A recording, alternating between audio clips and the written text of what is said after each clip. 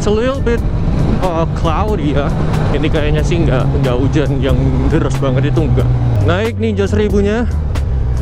Ini gue pakai jalan sekalian sih sebenarnya, karena gue ini menuju ke MPM Learning Center di Sedati, karena mereka undang gue untuk jadi narasumber ngobrolin tentang PCX 160. Ini gue OTW ke sana.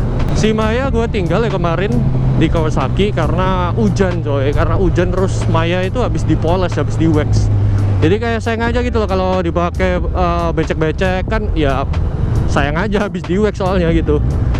Jadinya ya udah, untung dapat pinjaman motor ini.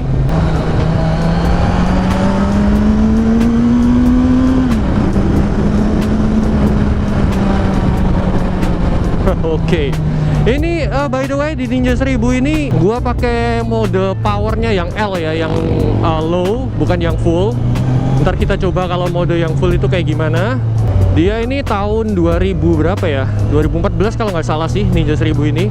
Oke, kita mulai masuk ke first ride on Ninja 1000 2014 Kawasaki. Impresi pertama saat ngelihat motor ini itu dia itu gede, bontot gede gitu, dan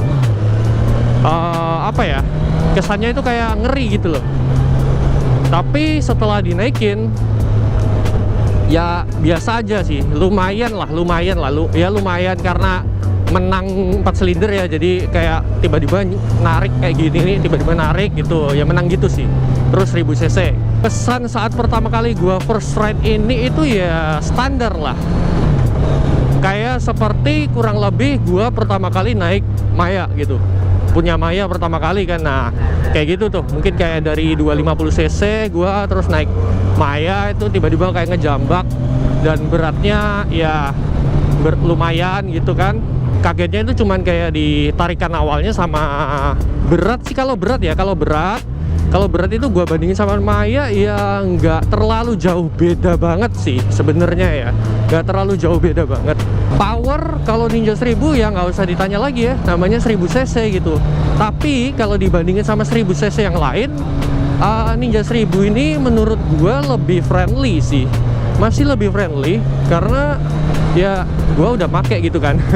gua pakai dan gua bandingin kan dengan ZX-10 lah, dengan CBR 1000 gitu. Powernya sih ya standar lah ya Ninja 1000 ini, nggak terlalu galak dan nggak terlalu cupu gitu ya, standar lah, standar powernya. Handling ya, ini berhubung ban depannya itu dia agak gundul, jadi handlingnya kalau misalkan ini gua soalnya pernah pengalaman pakai Maya tuh, ban depannya dulu kan masih belum gua ganti tuh, agak gundul. Terus dengan ganti power 5, bodoh jauh banget bro.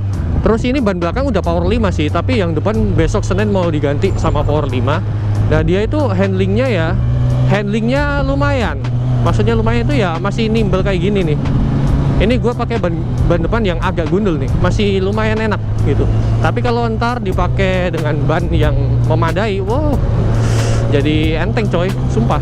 Ini sudah termasuk enteng sih bagi gue ya. Buat gue termasuk ringan nih motor. Terus untuk riding position gimana? Motor ini menurut gue adalah riding positionnya itu gimana ya? Gue suka sih sebenarnya riding positionnya ya. Terutama yang paling gue suka adalah tinggi motor ini dan posisi duduknya, bukan posisi ridingnya ya, posisi duduknya. Kalau tinggi motor ini tuh gue bisa bilang itu ya cukup tinggi, karena tinggi gue ini 179 sampai 180, dan gue naik motor ini tuh agak jinjit dikit gitu kalau mau bener-bener full napak dua-dua. Jadi gue suka gitu, karena kebanyakan gue naik motor itu ya, karena kaki gue ini kan panjang banget, kaki gue kan panjang karena gue tinggi. Nah gue naik motor itu kayak tiba-tiba langsung napak tanah doang gitu, napak tanah. Kayak gue coba naik ZX25 itu baru naik langsung nekuk banget kaki gue, terlalu pendek gitu. Tapi kalau ini gue suka banget karena dia tinggi gitu, cukup tinggi lah, cukup tinggi, bukan tinggi tapi cukup tinggi lah. Oke, buat gue sih oke. Untuk riding positionnya nih ya, dengan stang clip on tapi tinggi kayak gini, itu enak, nyaman banget. Karena motor ini kan peruntukannya ya untuk sport touring gitu. Jadi kalau dibanding-bandingin ya motor ini enak gitu. Untuk tampilan secara kayak looks itu ya balik lagi, motor ini tuh kelihatan gede banget gitu, terus kelihatan ngeri. Tapi setelah dinaikin itu ya kalian bakal feel bisa nguasain aja gitu loh. Kalian bisa nguasain kok kalau naik motor ini gitu. Untuk yang sudah berpengalaman, maksudnya sudah memiliki pengalaman naik motor gede sebelumnya ya. Kalau dari kayak misalkan kalian belum pernah naik motor 250 atau 600 ya gua rasa sih jangan dulu gitu, agak ngeri. Ngerinya itu ada di tarik tenaga sama beratnya kalau buat pemula. Motor ini knalpotnya masih standar tapi suaranya gue suka banget. Dia walaupun masih standar, suara kayak ngebassnya itu masih ada gitu loh, masih kedengeran gitu, jadi enak gitu, enak didengar suara knalpotnya. Dan knalpotnya itu dia ada dua ya, mirip-mirip sama Sugumi kan, kiri kanan gitu. Dia knalpotnya kiri kanan, dan ini juga knalpotnya kiri kanan, which is gua demen karena kalau untuk motor model kayak gini menurut gua itu lebih oke. Knalpotnya dua, jadi kelihatan gede aja gitu. Posisi dari footstepnya ini gue juga suka banget, cocok sama posisi duduknya. Dan mungkin kalau kita lihat ya dari segi fitur, motor ini memiliki fitur, satu adalah traction control, kedua adalah riding mode, dan ketiga adalah ABS. Jadi kurang lebih fiturnya ada dua. Untuk atur ininya, traction control dan riding mode ada di sini semuanya. Kita tinggal pencet select gitu. Ntar gue jelasin coba deh di depan. Kita berhenti bentar, kita jelasin. Sekalian gue pindah ke riding mode yang full. Nah, di speedometer ini ada RPM, speedonya, odo, riding mode, KTRC, bensin, suhu, lengkap. Gue suka banget. Yang kurang cuman nggak ada gearnya doang. Terus ini ada kayak indikator KTRC, high beam, rating, kiri kanan, netral, oke, mode. Ini caranya ya, kalau kalian mau setting power mode misalnya, riding mode, select sekali, lihat itu ada L-nya kedip-kedip, kita naikin ke atas karena mau full. Terus kalau dipencet select sekali lagi, kita masuk ke KTRC 1, 2, 3 gitu. Tapi karena gua mau pakai KTRC 1, jadi kita pencet satu aja, select sekali gitu. Terus di sini kalau kita pencet ada yang atas ini untuk trip A, trip B gitu. Average-nya, wih gila lumayan irit tuh, 12 liter. Terus odo, kalau di sini itu ada suhu sama jam. Jadi bagus banget ada suhunya coy. Kalau di instrumen di tangan gua ini ada high beam, pass light, high beam, low beam, rating, klakson, hazard, sama kill switch sama starter. Ya lumayan standar lah ya, lumayan standar tapi juga nggak standar-standar banget. Maksud gue itu adalah masih friendly gitu loh, masih friendly dan mudah dipahami. Karena jujur kalau gue itu kayak misalkan S1000 lah ya, S1000 RR yang baru kan itu, aduh itu motor idaman gue kan itu untuk 1000 cc.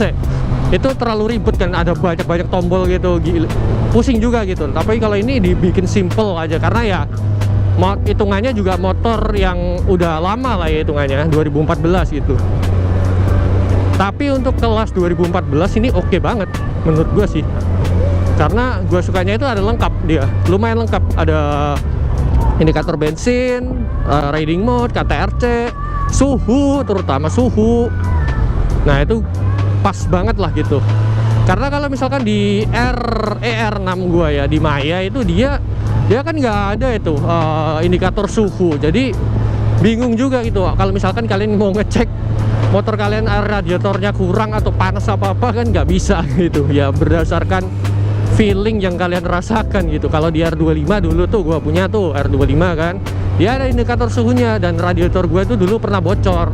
Jadi kalau radiator gua bocor, indikatornya itu nyalanya itu langsung panas gitu, langsung full gitu. Nah kan baru ketahuan, oh ada yang error di area radiator gitu loh.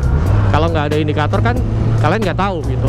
Model bodinya motor ini itu ya layaknya motor model-model motor touring lah ya, motor sport touring lah ya, nggak terlalu yang sporty kekinian banget gitu, enggak. Tapi dia lebih kayak ibaratkan motor ini tuh kayak motor bapak-bapak yang suka touring gitulah ibaratnya, bukan motor anak muda gitu loh. Tapi bukan berarti anak muda nggak bisa pakai. Nah, tuh buktinya gue sekarang pakai gitu kan. Terus motor ini apakah panas? Kalau ditanya, nah ini yang gue bingung ini. Gue tuh dari dulu ya guys ya, dari dulu naik motor ya antara mocil atau moge, gue tuh bingung. Maksudnya karena banyak kan orang-orang YouTuber luar atau motovlogger yang lain yang bilang itu, orang yang bikin video di YouTube tentang motor lah intinya lah, itu bilang kayak motor 1000 cc panas, motor ini panas, motor itu panas gitu. Dan gue itu dari dulu masih bingung ngukur panasnya gimana, karena gue pakai rib jeans loh, ini gue rib jeans ya, gue rib jeans, dan gue juga ngerasa biasa aja sih gitu, maksudnya nggak sampai gue gerah banget, itu enggak gitu.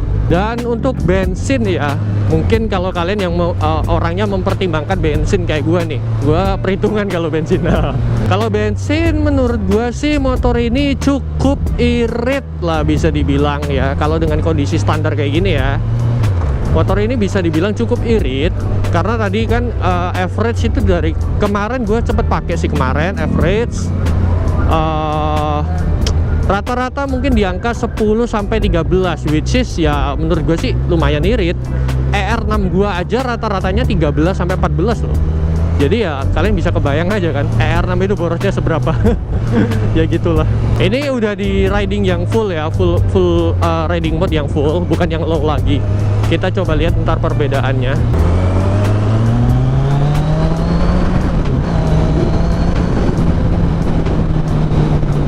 Perbedaannya sih agak kerasa di area mid ya, mid RPM, sekitar RPM 6 ke atas gitu.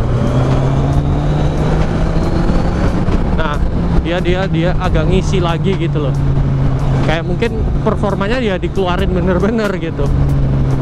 Tapi rasanya ya kalau untuk pakai kota-kota low aja udah cukup sih. Karena juga ini bingung juga gitu, jarang ngoper gear kan. Cuman paling 1-2 gitu doang, 1000 cc soalnya kan.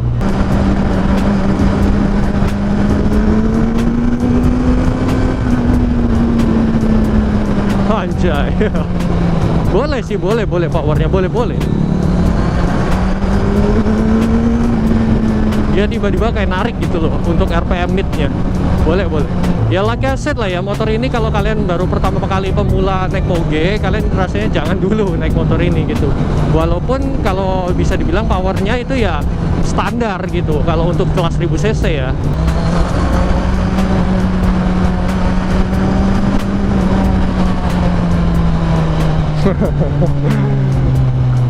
Yo, the sound of 4 cylinder.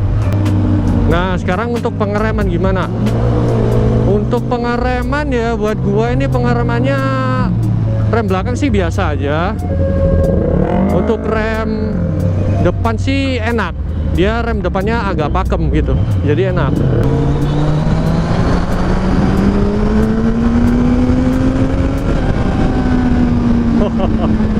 Power tuh. Terus engine brake-nya ini gue suka, jadi kayak gas gini terus balik itu tiba-tiba langsung deng gitu, jadi enak. Kayak apa ya? Ya enak aja gitu menurut gue. Ada engine brake-nya. Karena kadang nih motor dengan knalpot standar itu engine brake-nya itu sedikit gitu loh. Sedikit ya. Tapi kalau ini cukup banyak sih menurut gue sih. Jadi enak. By the way, motor ini dijual loh. Kalian kalau mau kepo-kepo motor ini langsung tanya aja ke Surapita Unit Trans ya, Kawasaki di Jemur Sari. Mau beli motor ini silahkan. Kita coba sih sebelum selesai, gue coba dulu lah buat pakai macet-macet. Pas juga nih ada macet. Kita coba dulu gimana motor ini kalau dipakai macet.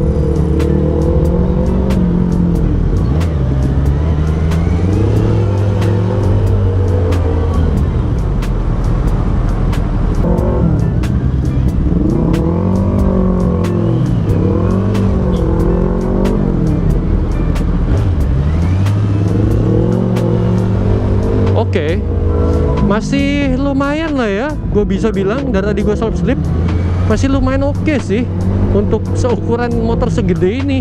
Oke, untuk macet ya, untuk macet gue mulai merasakan kayak tangan kiri gue ini agak kemeng karena koplingnya terus ngatur gasnya gitu ya. Kalau kalian gasnya kekecilan, koplingnya buka, itu motor ini tiba-tiba kayak deret gitu karena ya 1000 cc maklum gitu. Jadi gasnya harus agak gede sambil buka kopling. Iya sih, untuk macet tangan kiri lah yang kalian bakal ngerasain itu koplingnya ini agak lumayan. Oke, kesimpulannya adalah motor ini tuh gede lumayan.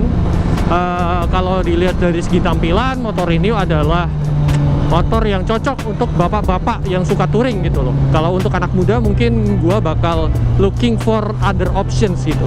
Tapi bukan berarti anak muda nggak boleh pakai, enggak ya. Tapi kalau dibilang cocok ini motor ini lebih cocok kayak ke bapak-bapak gitu yang suka touring. Terus yang kedua adalah performa. Ya performa motor ini kalau dibandingin 1000 cc lainnya ya standar sih, standar, nggak terlalu wah dan nggak terlalu cupu gitu. Untuk kualitas motor ini lumayan lah ya, bisa dibilang. Namanya Kawasaki, kualitasnya itu selalu oke sih bagi gue, menurut gue ya. Selama ini Kawasaki bikin kualitas produk selalu oke lah. Dan untuk fitur motor ini untuk seukuran tahun 2014an, which is sudah termasuk motor yang agak lama, udah oke bagi gue karena ada riding mode, traction control, terus ada suhu tadi, indikator suhu, RPM. Nah untuk harga nih, motor ini itu kemarin gua tanya dijualnya sekitar di angka 200 apa 210 gitu, lupa gua. Mungkin bekasnya sekitar segitu ya. Secondnya sih di angka segitu tahun 2014. Gua nggak tahu sih pasaran secondnya berapa. Cuman kemarin Kawasaki Super Rapita Unitrans jual motor ini di harga segitu, 200 atau 210, gua lupa deh. Mungkin segini dulu lah ya video dari gua pamit undur diri dulu. Jangan lupa untuk share video ini dan like, subscribe kalau kalian belum subscribe. I'll see you guys on the next video.